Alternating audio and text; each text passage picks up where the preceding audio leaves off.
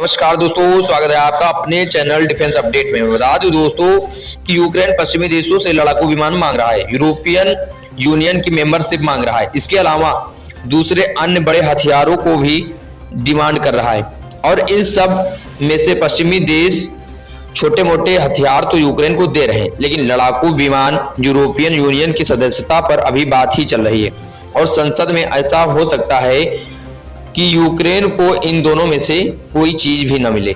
इस बात का पता यूक्रेन को भी है और इसीलिए यूक्रेन ने अपना ट्रम्प कार्ड चल दिया है। दरअसल कल रात ही यूक्रेन के राष्ट्रपति जेलेंस्की ने बयान यह दिया कि हम डोनबास के दोनों इलाके हैं जो यानी कि लुहांस्क और डोनेस्टक, इन पर रूस से बातचीत करने को तैयार हैं और नाटो की मेंबरशिप छोड़ने को भी तैयार हैं। अब यह बयान सुनकर आपको लगेगा कि यह तो रूस की बल्ले बल्ले है, रूस तो जो चाहता था वही हुआ, तो उसे मिलने भी जा रहा है। लेकिन चीजें इतनी आसान नहीं।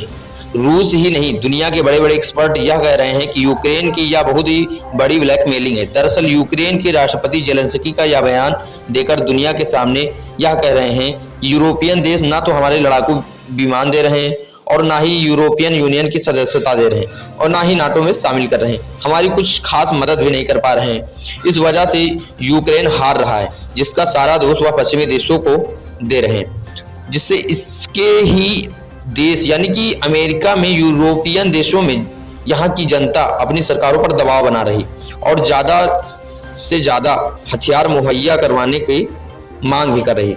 पूरी दुनिया में आप देखिए कि यह माहौल बन चुका है कि रूस एक दानव है और यूक्रेन एक देवता, और इसमें यूक्रेन को समर्थन देना यानी कि सच्चाई के साथ खड़े होना है। और पश्चिमी देशों में तो यह माहौल ज्यादा उग्र हो चुका है और इसीलिए लगातार उनकी सरकारों पर दबाव बन रहा है कि वह यूक्रेन को जितनी ज्यादा मदद हो सके वह करें। इस दबाव का असर अब देखने को भी मिल रहा है। दरअसल लड़ाकू विमान तो सारे यूरोपियन देशों को देना चाहते हैं, सारे यूरोपियन देशों के पास है भी, लेकिन करते क्या है। एग्जाम्पल के तौर पर अगर ले ले तो पोलैंड कह रहा है कि लड़ाकू विमान हमारे पास हैं, हम यह लड़ाकू विमान अमेरिका को देंगे, अमेरिका इन्हें फिर यूक्रेन को दे सकता है। फिर कह रहे हैं कि हम जर्मनी को देंगे, जर्मनी इनको यूक्रेन को दे सकता है। दरअसल इसमें कोई भी देश रूस के सामने खुलकर रूस के सामने नहीं आना चाहता। अब यूरोप के अंदर सवाल यह उठ रहा है कि बिल्ली के गले में घंटी बांधेगा कौन। जैसे ही कल रात जेलेंस्की का यह बयान सामने आया है, वह रूस की शर्तें मानने को तैयार है।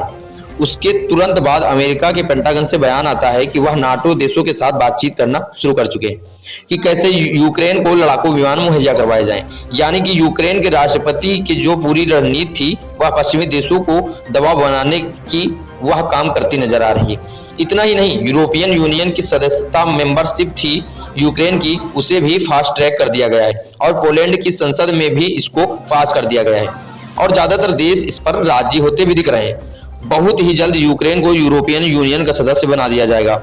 मैं तो चाहता हूं कि दोनों पक्ष थोड़ा थोड़ा झुक के, जिससे कि यह युद्ध खत्म हो जाए। क्योंकि यह युद्ध अब सिर्फ यूरोप का ही नहीं बल्कि भारत को भी, पूरी दुनिया को भी भारी मात्रा में नुकसान पहुंचाना शुरू कर चुकी है।